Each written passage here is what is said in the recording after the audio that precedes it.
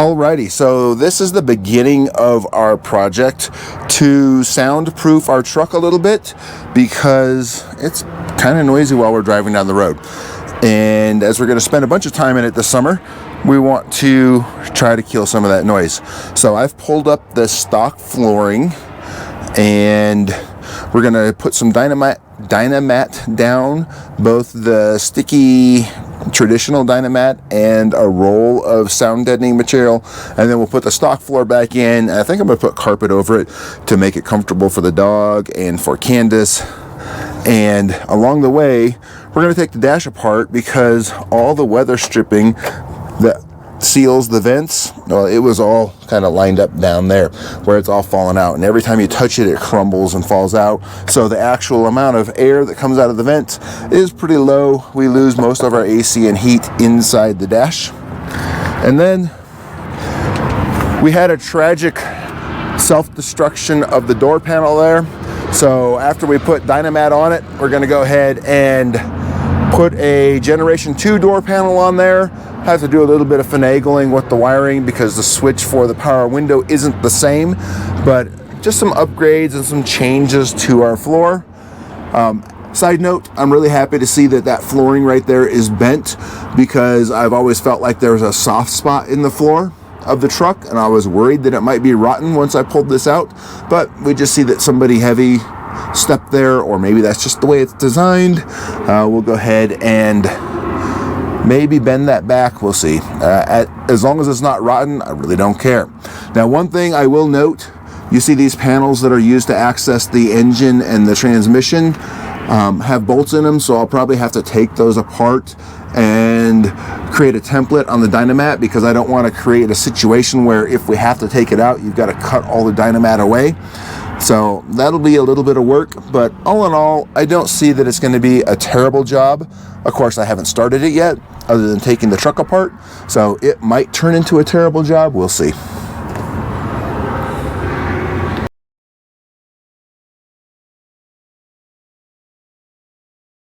So all the weather stripping was pretty much disintegrated and gone. So I went to Lowe's, I got some window weather stripping.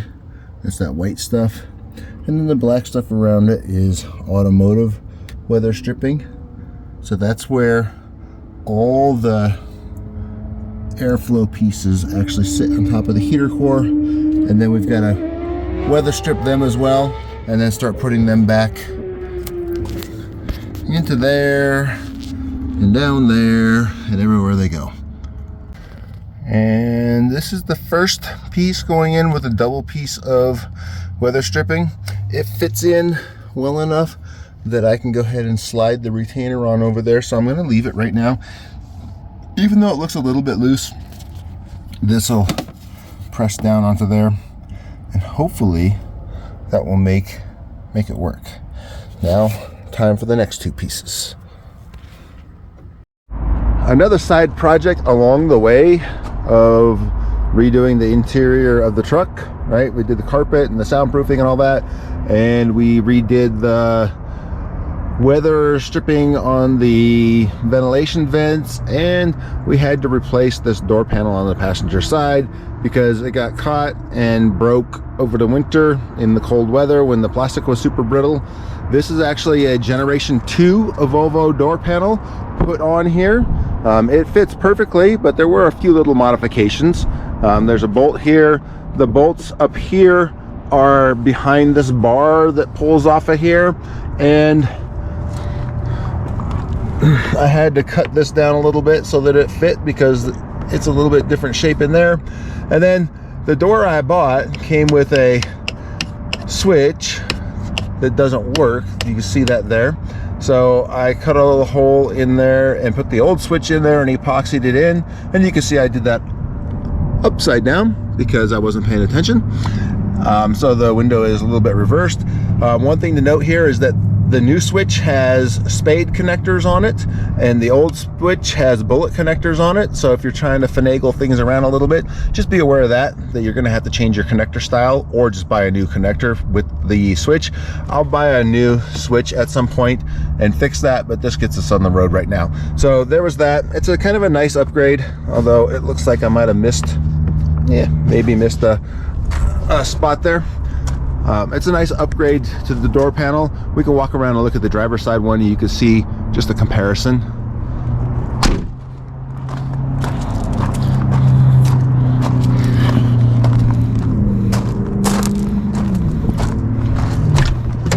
So this is the Generation 1 door panel. It's a little bit different, same size, but it has more screws along the way that the other door doesn't have.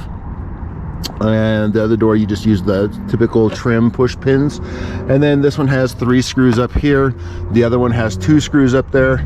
It's got this crappy panel that's coming off, and you can see where it's broken a few times. This plastic is old and brittle. It'll eventually get replaced too. There's the switch for it, and you can see how the actual door handle, door latch is a little bit different. So that's kind of why I had to modify that one. So now we've got one Generation 1 on one side and a Generation 2 on the other side. It's kind of a nice upgrade. I'll probably replace this one at some point. So we've got our Dynamat laid down on the floor for the most part. We still need to do the doghouse there. And I also bought this Dynapad to go over it. Unfortunately, it's a little bit smaller than I had expected. I've got 2 pieces of it, but it looks like I'm going to need a third. And then that will finish this out. We also did the Dynamat in the storage compartments behind the doors here. So back down here, you can see that we've got Dynamat in there. Probably won't put the pad back there just because we're running out of it. And we may do some insulation on the walls as well. So the rubber floor is going to go back over this, and then we're going to put a piece of carpet down to make it nice for the dogs and the feet and all that. And that's the plan. We're waiting on the carpet now, but this is making progress. We got to figure out what to do with this thing. The doghouse, it's got insulation in it, but it looks kind of crappy, and I don't know if it's actually substantial enough to do anything. But that's the next thing to figure out. So we have the Dynamat down. I also bought this Dynapad, which is a thick sound deadening pad, kind of like carpet pad, to go underneath the flooring. We started putting the rug, the factory flooring back in place. We've got the doghouse back in place. Now I didn't video this, but I took the insulation out of it. You can kind of see some of the insulation there. I took it out of it, and then I put a layer of Dynamat and a layer of heat insulation, and then I put the other insulation back in there. So this is the engine side of the doghouse, because I didn't take any video of this before I put it back in there. I retained the original insulation there, and then I put 2 layers of other insulation underneath. One was Dynamat and one was some Amazon stuff that I bought for firewalls and whatnot. This was originally glued in. It was kind of falling down, and with having the other layers of material, I didn't trust the glue. So I went ahead and bought a couple straight pieces of aluminum, drilled holes in it, and then used those to fasten it in there so that it won't fall down, won't fall out. So it's got a little bit more insulation in there to try to cut the heat and the noise down. And then I went ahead and added a couple aluminum straps to make it actually stay in place and not fall out. So hopefully between all this stuff we're putting on the floor here, we'll get some sound deadening. Next project is going to be the walls around the cab, but that's not going to happen in this trip. So this is what we ended up with the carpet, some new floor mats. There's lots of soundproofing underneath the carpet. It makes about a 4 decibel difference, so it's noticeable but not huge.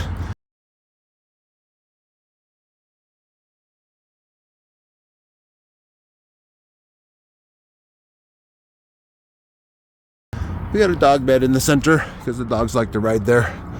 And then we've got the desk back here where Candace spends most of her time. I installed seat belts there. And then we have our storage unit up there. We use a pet barrier combined with the net to keep it all in place and from falling down on us when we're driving. But that's where we store like our winter stuff right now and stuff we don't use that often. And then there's a ton of random crap in the storage bins around the truck. It could probably be better stored, but it is what it is right now. And this is where we sit and drive, and this is kind of why we went with an HDT versus a regular truck, is because of the huge size of the cab, the storage, and just the comfort of it. The other thing we like about our HDT is the drum box. This drum box is roughly the size of a full-size pickup bed. It's 3 feet deep. You can see that we stack it pretty deep there with containers and stuff. And we're able to fit our dog cages in there. Dog fence, generator. Generator rides on the deck when we need it. We've got a grill tucked back there. That's a smoker. And we still have extra space. We could fit quite a bit more stuff in here if we didn't want to waste space. So lots of room in there. And then of course we've got the bed of the truck as well if we need extra storage.